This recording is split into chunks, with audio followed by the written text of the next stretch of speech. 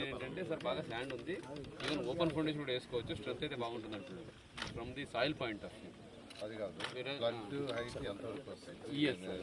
From flood point of view దాన్ని బట్టి consultants దానికి ప్లాన్ ఇస్తానని చెప్పారు సార్. దానికంటే కూడా మీరు ఇరిగేషన్తో డ్రోన్ సర్వే చేయించి సార్ వాళ్ళు క్లియర్గా లెవెల్స్ చేస్తారు. అవును సార్, అది ఒకటి సర్వే చెప్పి టోపోగ్రఫీగా సర్వే కూడా చేస్తున్నాం సార్. వాళ్ళు ఇప్పుడు ఏమంటున్నారంటే అది సార్ మనకు based on the level water level there ఎన్ని లక్షలు ఉంటుంది చూసుకొని 11 lakhs is complete submersion sir. So 5 to 6 lakhs is average. మనకు 6 lakhs దాటితే సైడ్లో వస్తుంది కాబట్టి మనకు 6 to 8 యావరేజ్ చేసుకుంటే దానికి ఎంత హైట్ చేయాలనేది ఇవి లంకాలు సార్. ఇప్పుడు ఇదంతా ల్యాండ్ ఉంది సార్.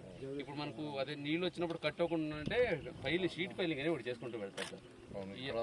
అరుగునమా ఇలా ఇలా చేసేస్తారు సార్. సో ఇట్లా అదే సార్ దానికి రివర్ కన్జర్వేషన్ అవును సార్. సార్ ఉంది సార్, అక్కడ ఒక పాయింట్ ఉంది సార్.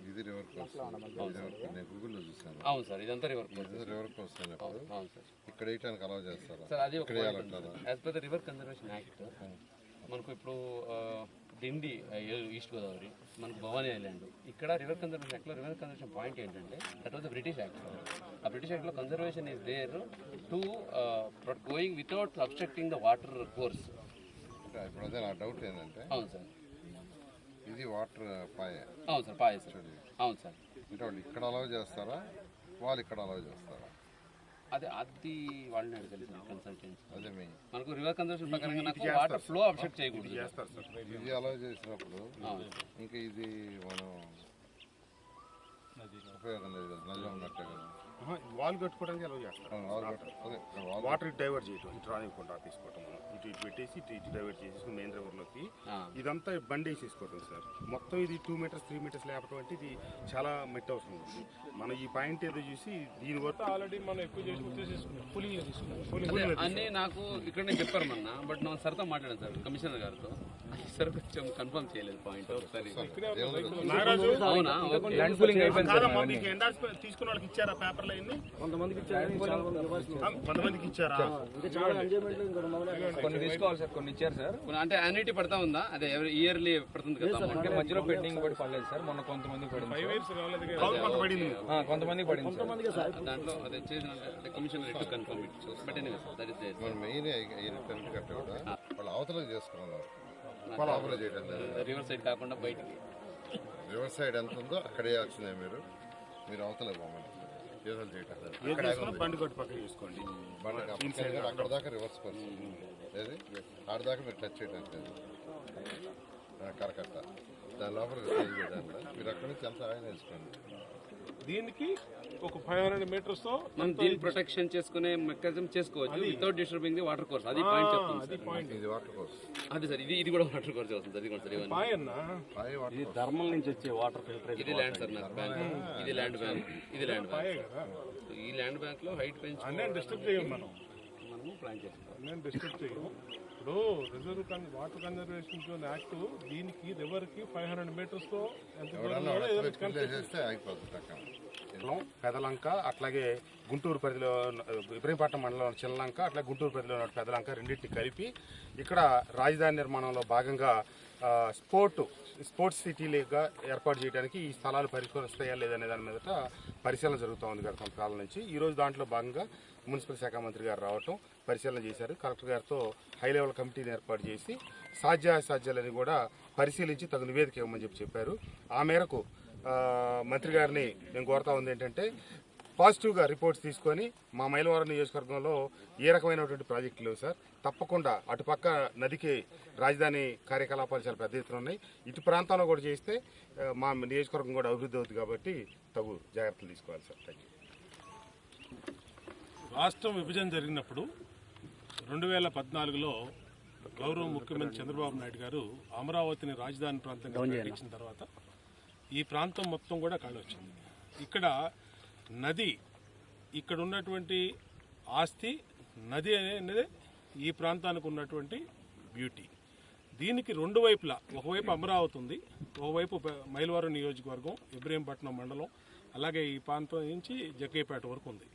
ఈ రెండు వైపులా అభివృద్ధి చేయాలనేది ముఖ్యమంత్రి గారి ఆలోచన. ఇవాళ అమరావతిలో అనేక సిటీస్ కడతా ఉన్నారు. దాంట్లో ప్రధానంగా 7 సిటీలు ఇండస్ట్రియల్ కానీ ఐటీ కానీ ఎన్ని కడతా ఉన్నారు. హాస్పిటాలిటీ కానీ అలాగే అనేకమైనటువంటి వస్తూ ఉన్నాయి. అలాగే ఇటేపు స్పోర్ట్స్ సిటీ కావాలని ఒక ప్రపోజల్ వచ్చింది. దానికి మరి గౌరవ ముఖ్యమంత్రి గారు దాదాపు 2000 ఎకరాల దాకా కావాలని చెప్పి ఒక ఆలోచన ఉంది. దాంట్లో భాగంగా ఇవాళ గౌరవ మంత్రి నారాయణ గారి ఆధ్వర్యంలో చూడడం జరిగింది. ఈ ప్రాంతం మొత్తం కూడా ఇది కనుక అయితే దీని రూపురేఖలే మారిపోతాయి.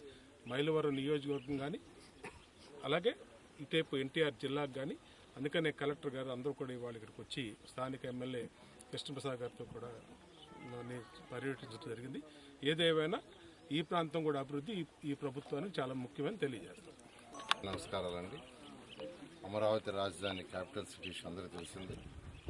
ఈ ప్రభుత్వం వచ్చిన తర్వాత అక్కడ పనులు ఎంతో వేగవంతంగా మొదలైనాయి. దాదాపు 5000 మంది యాక్చువల్గా ఇప్పుడు వర్క్ చేస్తున్నారు. దాదాపు 600 నుంచి 700 డిఫరెంట్ ఎక్విప్మెంట్స్, జేసీబీలు కావచ్చు, ప్రొక్లైన్లు కావచ్చు, ట్రక్స్ కావచ్చు వస్తున్నాయి. ఈ నెలాఖరకు ఆల్మోస్ట్ ఆల్ వర్క్స్ 100%, దాదాపు ఐ థింక్ 15,000 మంది పైగా అక్కడ యాక్చువల్గా అమరావతి క్యాపిటల్ సిటీలో డిఫరెంట్ వర్కర్స్ వర్క్ చేస్తుంటారు. ఆ విధంగా అమరావతి క్యాపిటల్ సిటీ 3 సంవత్సరాల్లో పూర్తయ్యే విధంగా చేయడం జరిగింది. అయితే మైలవరం యొక్క శాసనసభ్యులు యాక్చువల్గా ఈ యొక్క చిన్నలంక పెద్దలంక ఏదైతే కొంత వచ్చి గుంటూరులో ఉంది, కొంత గుంటూరు జిల్లాలో, కొంత కృష్ణా జిల్లాలో ఉంది. దాని మీద మైలవరం శాసనసభ్యులు, కొండవమాగ శాసనసభ్యులు, అదేవిధంగా ఎంపీ చిన్ని వీళ్ళందరూ యాక్చువల్గా దీన్ని స్టడీ చేసి నాకు చెప్పడం జరిగింది. నాకు మరియు ఈ స్పోర్ట్స్ అథారిటీ సంబంధించిన మినిస్టర్ గారికి కానీ, అదేవిధంగా ఎడ్యుకేషన్ మినిస్టర్ కానీ వీళ్ళందరూ కూడా చెప్పారు. వాళ్ళందరూ డిస్కస్ చేశారు, నాతో కూడా డిస్కస్ చేయడం జరిగింది. దాని మీద ఈరోజు ఫిజికల్గా ఇక్కడికి వచ్చాను. ఎందుకంటే ఒక స్పోర్ట్స్ సిటీ, మంచి స్పోర్ట్స్ సిటీ, ఇంటర్నేషనల్ లెవెల్. ముఖ్యమంత్రి గారు ఒకటే అంటారు, మీరు కట్టే స్పోర్ట్స్ సిటీ ఎలా ఉండాలంటే ఇక్కడికి ఒలింపిక్స్ వచ్చేటట్టు చేయాలి. ఒలింపిక్స్ రావాలంటే అలాంటి స్టాండర్డ్ కావాలి, అలాంటి స్టాండర్డ్లో కట్టాలి. దానికి ఒక మంచి ల్యాండ్ చూడమని యాక్చువల్గా చెప్పడం జరిగింది. దాని మీద శాసనసభ్యులు వీళ్ళందరూ, ఎంపీ గారు, బొండమ్మ గారు ఐడెంటిఫై చేశారు. దాని మీద యాక్చువల్గా కలెక్టర్ గారు, నేను, మిగతా అధికారులు వచ్చి చూసాము. అయితే దీన్ని ఇరిగేషన్ డిపార్ట్మెంట్ వాళ్ళతోనూ, తర్వాత దీనికి సంబంధించిన సిఆర్డీ డిపార్ట్మెంట్ వాళ్ళతోనూ ఒక కంబైన్డ్ కమిటీ వేసి దీని మీద స్టడీ చేయమని కలెక్టర్ గారికి ఆదేశించాను. ఒక 30 డేస్లో, 30 రోజుల్లో దీని మీద ఒక హై లెవెల్ కమిటీ వేసి స్టడీ చేసిన తర్వాత, ఎందుకంటే ఇది యాక్చువల్గా ఆల్మోస్ట్ ఒక ఐలాండ్స్, ఈ 2 లంకలు ఐలాండ్ లాగా ఉన్నాయి. అయితే ఎంతో కాలం నుంచి ఇక్కడ రైతులు ఎవరికైతే పట్టాలు ఇచ్చారు అసైన్మెంట్స్కి, వాళ్ళు భూములు చేసుకుంటూ ఉంటారు యాక్చువల్గాను. అయితే వాళ్ళు కూడా ఎక్కువ ఆహ్వానించారు, మా భూములు కూడా తీసుకోండి సార్, ఇక్కడ ఏదైనా మంచి యాక్టివిటీ చేయండి, మా భూములకు కూడా మంచి రేట్ వస్తుంది, మా పిల్లల భవిష్యత్తు కూడా బాగుంటుందని ఇక్కడ ఉన్న రైతులు కూడా యాక్చువల్గా ఆహ్వానించడం జరిగింది. దాని మీద ఈరోజు యాక్చువల్గా నేను, కలెక్టర్ గారు, శాసనసభ్యులు రావడం జరిగింది. ఖచ్చితంగా ఒక నెల లోపల దీన్ని స్టడీ చేసి ఇది ఎంతవరకు ఉపయోగపడుతుంది అనే దాన్ని స్టడీ చేసి దాని మీద ముందుకు పోవడం జరుగుతుంది.